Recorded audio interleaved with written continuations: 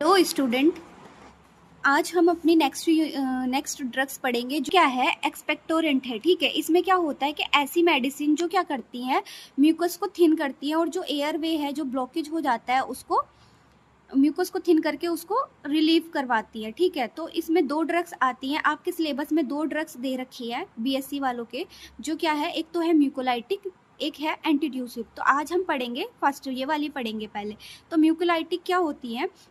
These drugs reduce the viscosity of sputum that lead to expel the sputum। ये क्या करती है, जो स्पूटम की विस्कोसिटी होती है, मतलब जो स्पूटम जो हार्ड है या उसकी जो विस्कोसिटी है उसको ये क्या करते हैं, रिड्यूस करते हैं, जिसकी वजह से स्पूटम क्या होता है, पतला हो जाता है, थिन हो जाता है और वो अच्छे से एक्सपेल आउट हो जाता है।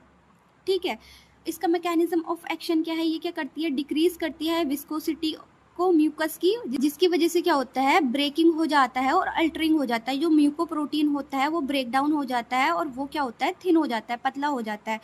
उसके वजह से जो स्पूटम है वो बाहर निकल जाता है। ठीक है, जो पर्सन को सांस लेने में दिक्कत होती है उससे रिलीफ मिलता है। उसके बाद है, कोई भी अगर हम ड्रग्स लिखते हैं सबसे पहले हमें डेफिनेशन लिखनी है, उसके बाद उसकी मैकेनिज्म ऑफ एक्शन लिखना है, नेक्स्ट है ड्रग। ठीक है, तो इसमें फर्स्ट ड्रग है हमारी एसिटाइल सिस्टीन। ठीक है, ये जो ड्रग्स है आप इसको ये लिख सकते हो कि 200 से 600 mg पर डे देते हैं इसको। ठीक है, नेक्स्ट ड्रग है ब्रोमहेक्सिन, जो क्या होती है 8 से 16 mg TDS देते हैं, मतलब ट्राइस डे देते हैं, दिन में 3 बार देते हैं इस ड्रग्स को।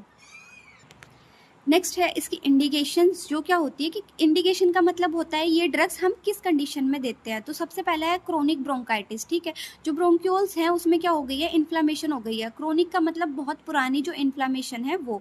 ठीक है, अस्थमा में देते हैं विथ थिक म्यूकस। अस्थमा में क्या है, थिक म्यूकस है, क्योंकि इस ड्रग का काम ही क्या है हमारा कि ये क्या करता है, म्यूकस को थिन करती है, पतला करती है।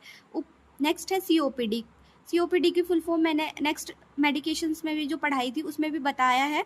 क्या होता है इसका, क्रोनिक ऑब्स्ट्रक्टिव पल्मोनरी डिजीज होती है ये। ठीक है, उसके बाद है पोस्ट ऑपरेटिव लंग केयर। क्या होता है कि किसी का अगर ऑपरेशन होता है तो उसको कोई लंग्स डिजीज ना हो और कफिंग ना हो, इस कंडीशन के लिए उससे प्रिवेंट करने के लिए ये मेडिकेशंस देते हैं। ठीक है, लास्ट है सिस्टिक फाइब्रोसिस। अगर किसी को सिस्टिक फाइब्रोसिस हुआ है तो उस कंडीशन में भी इस ड्रग को देते हैं। उसके बाद है इसकी कॉन्ट्राइंडिकेशंस कि ये ड्रग्स कब हमें नहीं देनी है। पहला तो अगर इस ड्रग से किसी को क्या है, हाइपर सेंसिटिविटी है, तो उस कंडीशन में हमें ये मेडिकेशन नहीं देनी है। ठीक है, नेक्स्ट प्रेगनेंसी। अगर किसी प्रेग्नेंट है कोई लेडीज, तो उसको ये ड्रग प्रेस्क्राइब नहीं करनी है। ब्रेस्ट फीडिंग वाली मदर्स को भी नहीं करनी है। ठीक है, जिसको हम क्या बोलते हैं, लैक्टेटिंग मदर बोलते हैं। पैप्टिक अल्सर किसी को है तो उसमें भी नहीं देनी है। अगर आपको कॉन्ट्रा इंडिकेशन याद नहीं होती है तो आप लिख सकते हैं nausea, vomiting, hyper sensitivity reaction, और चिल्ड्रंस लिख सकते हैं, प्रेगनेंसी लिख सकते हैं, लैक्टेटिंग मदर लिख सकते हैं, ये आप खुद से लिख सकते हैं अगर आपको याद नहीं होता है।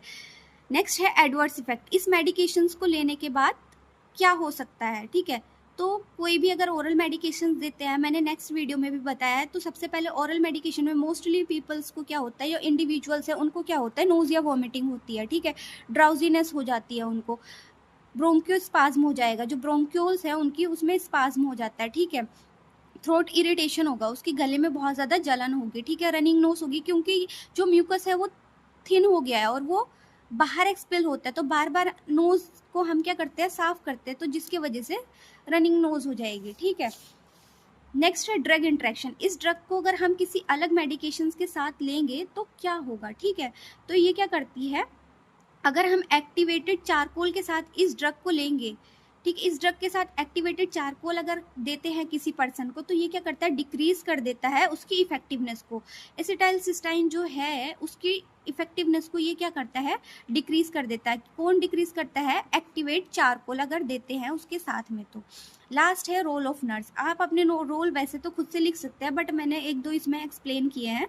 तो सबसे पहले क्या करना है कि प्रोवाइड करना है सक्शनिंग। अगर म्यूकस बहुत ज़्यादा है तो उस पेशेंट को नीड है तो सक्शनिंग करवानी है। ठीक है, असिस्ट करना है पेशेंट के एयरवे को और उसको मेंटेन करना है। असिस्ट करना है ब्रीदिंग साउंड को कि किस तरह की साउंड आ रही है पेशेंट से। ठीक है, उसके कफ को असिस्ट करना है, और ब्रोंकियल सिक्रीशन की किस तरह का जो सिक्रीशन आ रहा है वो किस तरह का है, उसके कलर को देखना है। ठीक है, एडवाइस करना है पेशेंट को to maintain fluid intake, at least 2 to 3 litre intake उसको करना है। ठीक है, फ्लूइड का पर डे। लास्ट में आप इसके अलग अलग पॉइंट बना सकते हैं। पेशेंट को हमें क्या करना है, राइट डोज देनी है, राइट रूट से देना है, राइट पेशेंट को देना है, राइट टाइम पे देनी है, और राइट मेडिकेशन देनी है, और राइट डॉक्यूमेंटेशन करना है।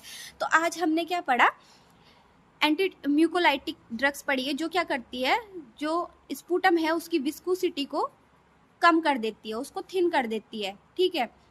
इसके अंदर 2 ड्रग्स पढ़ी हमने, एसिटाइल सिस्टाइन पढ़ा और क्या पढ़ा, ब्रोमहेक्सिन पढ़ा। उसकी इंडिकेशन देखिए हमने क्या क्या होती है, ये सारी इंडिकेशन होती है क्रोनिक ब्रोंकाइटिस, अस्थमा, सीओपीडी और पोस्ट ऑपरेटिव लंग कैंसर में देते हैं और सिस्टिक फाइब्रोसिस में देते हैं। कॉन्ट्रा इंडिकेशन कब नहीं देनी है, hypersensitivity, pregnancy, breast feeding mother and peptic ulcer, ठीक है। एडवर्स इफेक्ट में ये सारे एडवर्स इफेक्ट है, nausea, vomiting, drowsiness, bronchospasm and throat irritation and running nose, ठीक है। लास्ट में ड्रग इंटरेक्शन पढ़ा हमने कि अगर एक्टिवेट चारकोल के साथ अगर हम देते हैं इस ड्रग को तो उसकी इफेक्टिवनेस कम हो जाती है। रोल ऑफ नर्स लास्ट में। ये हमारा कंप्लीट हुआ। Thank you.